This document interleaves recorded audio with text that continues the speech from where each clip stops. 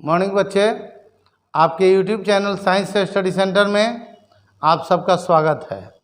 बच्चे, पिछले वीडियो में आप लोगों ने अनुगमन वेग के बारे में पढ़ा था।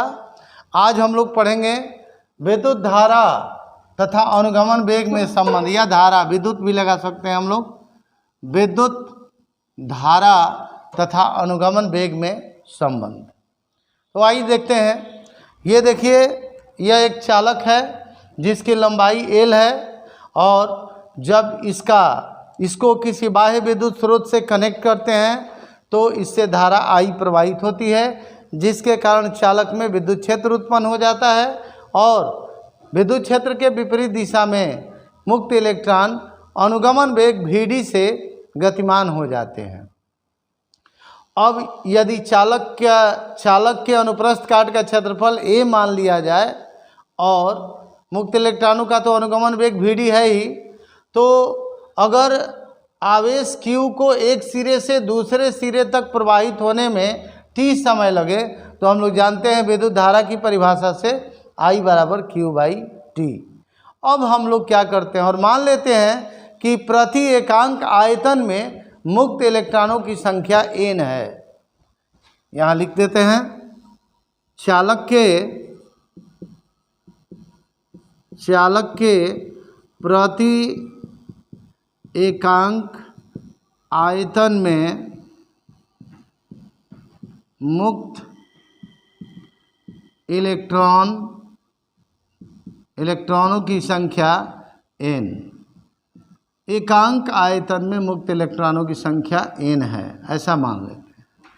अब देखते हैं इसमें कि चालक में जो इलेक्ट्रॉन हैं एक सेकेंड में कितना आयतन तय करते हैं, कितना आयतन में वे रहते हैं एक सेकेंड में। तो हम लोग इसके लिए बताएंगे कि एक सेकेंड में मुक्त इलेक्ट्रॉनों, इसलिए एक सेकेंड में मुक्त इलेक्ट्रॉनों द्वारा तय किया गया आयतन। तो देखिए भाई, आयतन बराबर, हम लोग सूत्र अलग से देखते हैं।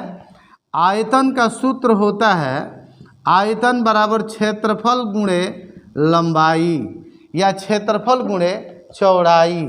तो मान लीजिए कि क्षेत्रफल का तो क्षेत्रफल रखेंगे, अब लंबाई चूँकि एक प्रकार की दूरी है या विस्थापन भी कह सकते हैं, तो विस्थापन बराबर क्या होता है, वेग बराबर विस्थापन बटा समय। तो विस्थापन बराबर क्या हो जाएगा, वेग गुणे समय। तो एक सेकेंड में, समय तो एक सेकेंड है, तो किया गया आयतन बराबर क्षेत्रफल माने अनुप्रस्थ काट का क्षेत्रफल। तो अनुप्रस्थ काट का क्षेत्रफल तो हमने A लिया है, तो A लिख दें, गुणे क्षेत्रफल के लिए A, वेग के लिए अनुगमन वेग Vd और गुणे समय एक सेकेंड लगा। तो एक सेकेंड में मुक्त इलेक्ट्रॉनों द्वारा तय किया गया आयतन कितना हो गया, A गुणे Vd गुणे 1। अब आइए देखिए, ये कितना हो जाएगा, A इंटू Vd अनुगमन। ये हो गया आयतन, एक सेकेंड में मुक्त इलेक्ट्रॉनों द्वारा तय किया गया आयतन। तो बताइए, t सेकेंड में मुक्त इलेक्ट्रॉनों द्वारा तय किया गया आयतन कितना हो जाएगा, A into Vd into T। अब ध्यान दीजिए, ये तो आयतन हो गया और एकांक आयतन में मुक्त इलेक्ट्रॉनों की संख्या n है, तो इस पूरे आयतन में मुक्त इलेक्ट्रॉनों की संख्या कितनी होगी। इसीलिए इस आयतन में मुक्त इलेक्ट्रॉनों की संख्या कितनी हो जाएगी, देख लीजिए। एकांक आयतन में मुक्त इलेक्ट्रॉन की संख्या 1 है, एकांक माने एक आयतन में, तो इतने आयतन में मुक्त इलेक्ट्रॉनों की संख्या कितनी हो जाएगी, n से मल्टीप्लाई कर देंगे, इलेक्ट्रॉनों की संख्या बराबर हो जाएगा A into Vd into T into n। तो ये तो इस आयतन में मुक्त इलेक्ट्रॉनों की संख्या हो गया। तो जितने इलेक्ट्रॉन हैं उन पर आवेश कितना होगा, परंतु हम लोग जानते हैं एक इलेक्ट्रॉन पर आवेश कितना होता है, E होता है। एक इलेक्ट्रॉन पर आवेश बराबर ई, इसीलिए ये इतने इलेक्ट्रॉन हैं तो इन कुल इलेक्ट्रॉनों पर आवेश कितना हो जाएगा, इसीलिए कुल मुक्त इलेक्ट्रॉनों पर आवेश,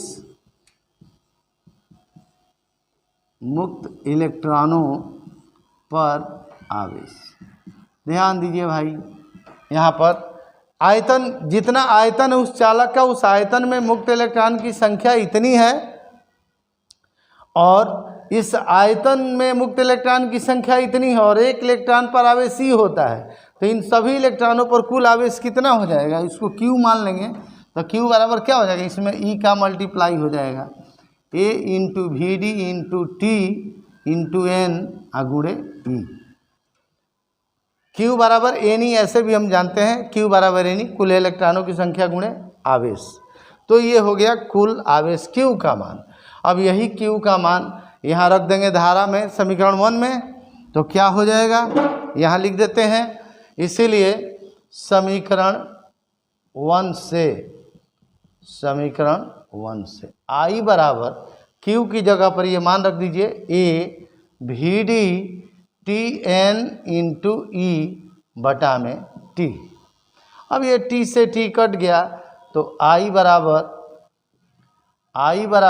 A we D N E, यानी इसी को सही ढंग से लिख देते हैं I equal to N E A V D. तो ये हो गया विद्युत धारा और अनुगमन वेग में संबंध।